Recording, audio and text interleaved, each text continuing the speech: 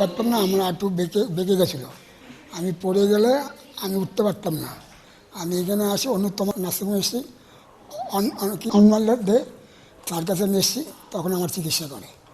আমি চিকিৎসাতে আমি ভালো হয়েছি, আজকে আমি হাঁটতে পারছি, আমার অসুবিধা আর হয়নি।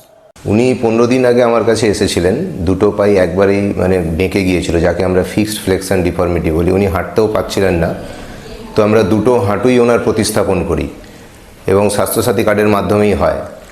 তো এর পরবর্তীকালে উনি আজকেই হাঁটা শুরু করলেন এবং দুটো হাঁটুই সোজা হয়ে গেছে এবং উনি স্বাভাবিকভাবেই হাঁটতে পারছেন।